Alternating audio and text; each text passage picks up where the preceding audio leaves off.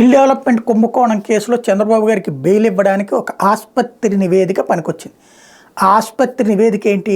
ఆయనకి గుండె చాలా ప్రమాదకరమైన పరిస్థితిలో ఉంది, అసలు మనిషి ప్రాణాంతక పరిస్థితిలో ఉన్నారు, 24 గంటల వెనకాల అంబులెన్స్ ఉండాల్సిందే, అలా లేకపోతే బ్రతకలేరు అన్నటువంటి ఒక కారణాన్ని ఆసుపత్రి వాళ్ళు చూపెడితే ఆ కారణంగా బెయిల్ ఇచ్చింది కోర్టు. ఆ తర్వాత రెగ్యులర్ బెయిల్ కూడా అదే కారణాలను బేస్ చేసుకుని ఇచ్చింది.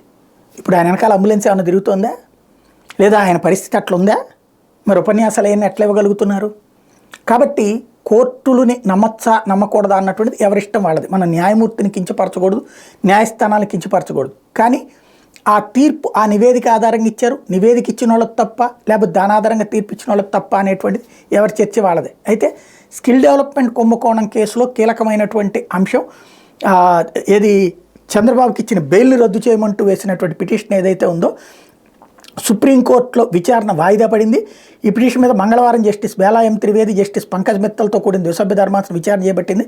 హోలీ సెలవుల తర్వాత దీని మీద విచారణ జరుపుతామని చెప్పింది. తదుపరి విచారణ ఏప్రిల్ 16కి వాయిదా వేస్తున్నట్టు ప్రకటించింది. అంటే ఇక అప్పటిదాకా చంద్రబాబుకి ఏ ప్రాబ్లం లేదు.